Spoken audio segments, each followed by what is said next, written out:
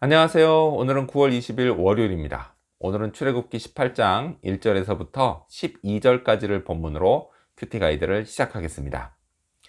먼저 오늘 이 본문을 통해 제가 묵상한 하나님은 기억되시는 분입니다.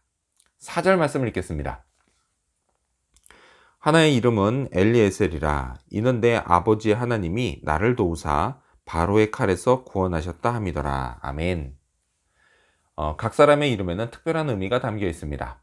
우리 큰아들 준호에게는요, 주님의 노래가 되라는 뜻이 담겨 있고요. 둘째 아들 주한이에게는 늘 주님 안에 거하라는 뜻이 담겨 있습니다. 참 신기한 건요, 우리 아들들이 자기 이름대로 커간다는 사실입니다. 자, 모세도요, 자기 아들들의 이름에 특별한 의미를 담았습니다. 특히 둘째 아들의 이름은요, 하나님이 나를 도우사 구원하신다 라는 뜻으로 지었습니다. 모세는 장명을 통해 하나님을 기억했던 겁니다. 자, 이렇게요, 꼭 이름을 짓는 것을 통해서만이 아니라 저도 인생의 특별한 순간에 하나님을 기억하려고 노력합니다. 저는요, 하나님이 제 인생길을 인도하신다고 믿습니다. 그냥 믿는 정도가 아니라 확실히, 아주 확실히 믿습니다. 하나님이요, 제 인생길을 주관하시는 걸 수도 없이 경험했기 때문입니다. 근데 그렇다고 해서요, 항상 행복한 순간만 있었던 건 아닙니다. 그 모세의 큰아들 이름처럼요, 때로는 나를 도와주는 이 하나 없이 막막한 곳에 홀로 던져진 듯한 그런 절망스러운 순간도 있었습니다. 그때에도요, 저는 하나님을 기억했습니다. 제발 좀 살려주시라고요. 자, 그렇게 힘든 세월이 지나간 후에요, 또다시 저는 하나님을 기억할 수 있었습니다. 이번에는요, 모세의 작은 아들처럼 하나님이 제 고통을 아시고 저를 도우사 구원해 주셨기 때문이었습니다. 자, 이런 식으로요, 하나님은 앞으로도 제게 계속해서 기억되실 겁니다. 자, 그렇다면 계속해서 오늘 이 본문을 통해 제가 발견한 인간의 모습, 어떤 게 있을까요? 오늘은 하나님을 인정한 이드로를 볼 수 있습니다. 11절 말씀을 읽겠습니다. 이제 내가 알았도다. 여호와는 모든 신보다 크심으로 이스라엘에게 교만하게 행하는 그들을 이기셨도다 하고. 아멘. 오래전에요, 하나님을 믿지 않는 제 친한 친구가 있었습니다. 같이 자취하면서 열심히 전도했지만요, 그 친구는 하나님의 존재 자체를 믿지 않았습니다. 그리고요, 제게 이런 제안을 했습니다. 만약 하나님이 자기에게 애인을 만들어주면 믿겠다, 이렇게 제안했습니다. 결국 어떻게 됐을까요?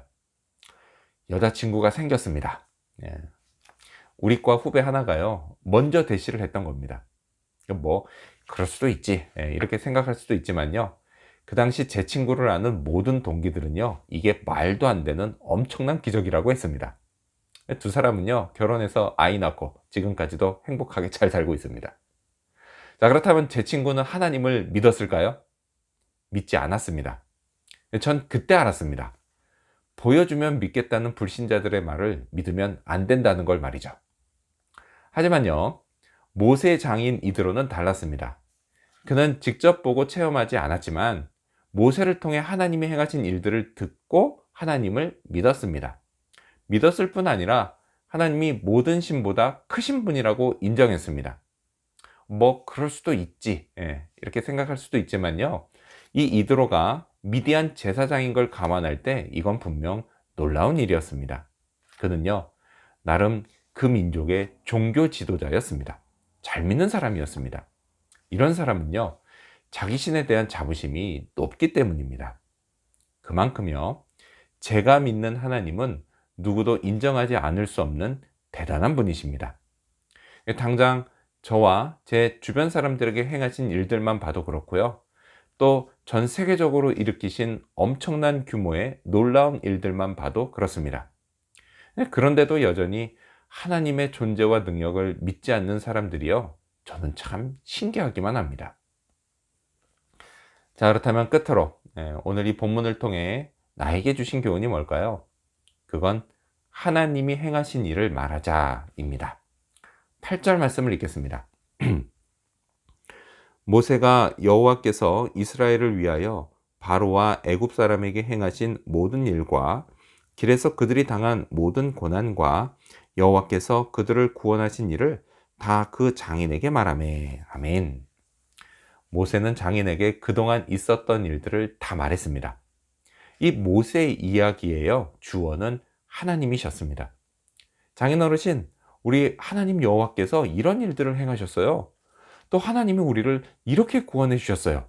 정말 대단하죠. 그리고 아마 여기에 이 한마디를 덧붙였을 겁니다. 그러니까 장인 어르신도 이제 하나님 믿으세요. 이걸 다른 말로 간증이라고 합니다.